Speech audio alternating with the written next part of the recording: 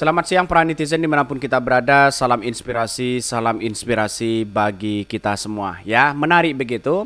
AHY akan umumkan arah koalisi Partai Demokrat minggu depan. Ya, kelamaan. Ya, menurut saya pribadi kelamaan begitu kan. Bayangkan begitu di tempat di koalisi yang lain begitu kan sudah berdarah-darah untuk memperjuangkan kemenangan begitu kan.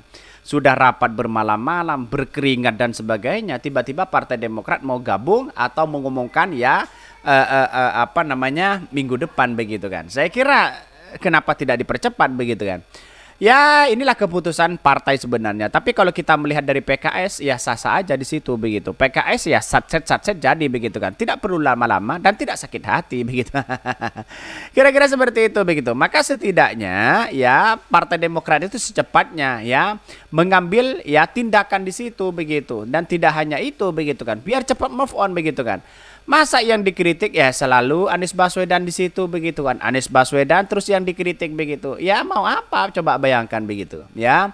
Bahkan di satu sisi si Ajeng ini dari simpatisan Partai Demokrat begitu ya. Apakah Pak Ganjar atau Prabowo ya.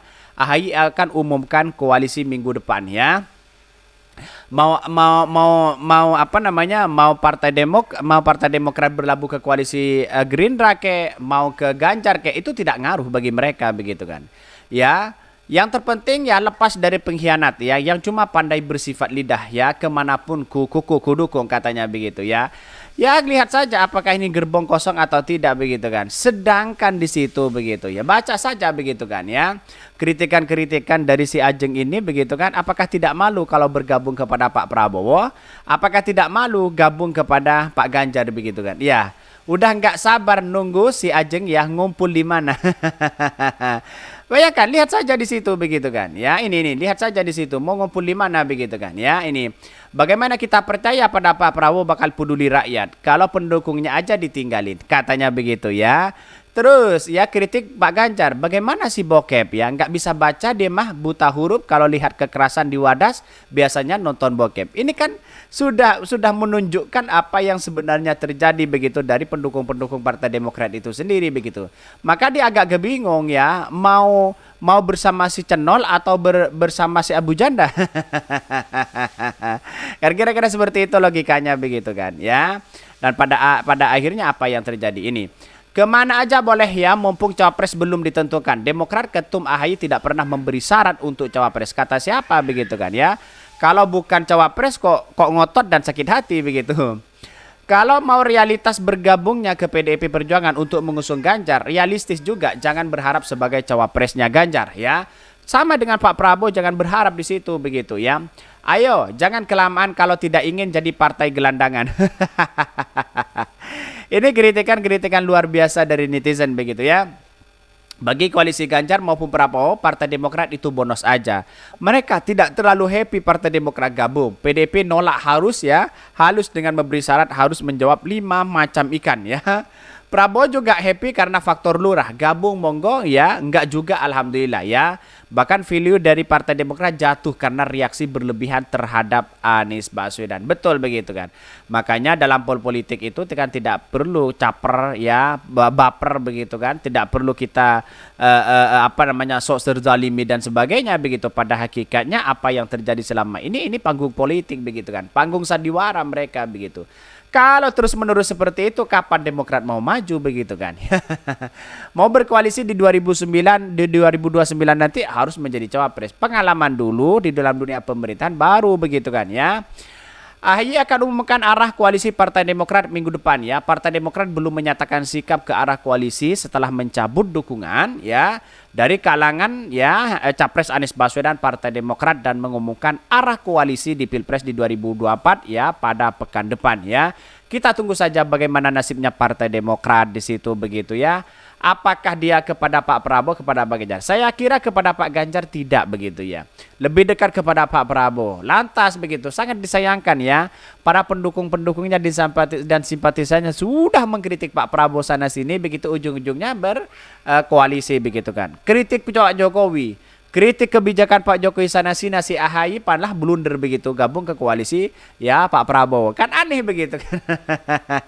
Sayang koalisi oposisi tapi ujung-ujungnya bergabung ke koalisi pemerintah.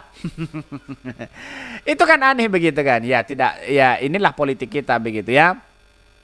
Sedangkan arah koalisi atau kerjasama ya kami ke depannya kemungkinan baru ya. Ketua Umum Partai Demokrat Agus Harimurti Yudhoyono atau AHY menyusun rekomendasi arah koalisi Demokrat ya. Rekomendasi itu akan disampaikan di Majelis Tinggi Partai Demokrat ya, katanya begitu. Bahkan saat itu ya mohon kita berikan ruang dan waktu ke depan Mas AHY ya, ketum kami dan jajaran pengurus DPP ya, dalam menyusun rekomendasi untuk disampaikan dan diputuskan oleh Majelis Tinggi Partai Demokrat kemana arah koalisi atau kerjasama Partai Demokrat ke depan ya, kata Harzaki. Apakah ini kepada Pak Prabowo atau kepada Pak Ganjar? Yang jelas ya kedua-duanya begitu ya, kedua-duanya mereka koalisi PDIP dengan Partai Demokrat ya tidak butuh-butuh amat begitu kan ya. Kalau berkoalisi ya silahkan, kira-kira seperti itu begitu. Dan pada akhirnya apa yang terjadi? Kebingungan yang sangat luar biasa ya. Yang dibicarakan Anies Baswedan katanya ya sudah move on, tapi tautannya gagal move on begitu. Ya mengkritik habis-habisan hari ini, para pendukungnya di situ begitu. Untunglah begitu kan ya. Untunglah kenapa begitu ya? Untunglah Anies Baswedan dengan Caimin santai-santai aja menyikapi hal ini begitu ya. Bahkan dalam itu dikatakan ya, masa sih ya mau marah-marah terus, janganlah emosi berkepanjangan, janganlah, tetapi kita nggak bisa memaksa, kalau sudah putus apa boleh buat, kata Sekjen PKS Abu Bakar Al-Habsyi begitu kan ya, karena diajak pada waktu itu begitu. Abu menilai seluruh kader Partai Demokrat merupakan orang baik dan soleh. Oleh sebab itu dirinya meyakini kebersamaan koalisi perubahan dan Demokrat akan terus berlanjut. Percaya deh omongan saya, hatinya masih orang soleh, orang baik Demokrat, pasti ya kebenaran itu kebersamaan akan datang ya. Bahkan di satu sisi PKS mengajak di situ begitu, tapi tahu-taunya ya Demokrat menolak begitu. Wajar begitu dalam demokrasi ini, biasa-biasa aja begitu kan. Tapi kita lihat saja bagaimana gelandangan politik Partai Demokrat kalau terus-menerus seperti ini begitu kan ya. Karena arahnya bagaimana? Arahnya di situ adalah bahwa Partai Demokrat harus satset begitu kan. Harus jelas dukungannya begitu. Kalau ke Pak Prabowo silahkan ungkapkan hari ini, tidak hanya nunggu minggu depan sana sini begitu. Kenapa harus secepatnya? Karena pada hakikatnya begini ya, semakin cepat itu semakin baik ya. Karena di dalam koalisi sendiri sudah berdarah-darah begitu kan. Mau cari sosok cawapres di situ, gagasannya bagaimana dan sebagainya begitu kan ya. Bukan berarti tiba-tiba gabung begitu, tidak ada keringat di situ, tidak ada perjuangan di situ begitu kan, berdarah-darah di situ, tiba-tiba mau gabung begitu kan. Ya wajar-wajar aja. Maka saya katakan bahwa ya Pak Prabowo tidak butuh-butuh amat begitu kan ya. Kalau mau gabung ya silakan, kira-kira seperti itu begitu. Mungkin itu yang kami sampaikan. Tonton terus channel dari podcast Rayan ini, karena ada berita-berita menarik dan viral setiap harinya. Salam para netizen, salam inspirasi bagi kita semua. Jangan lupa di subscribe channel YouTube dari podcast Rakyat ini.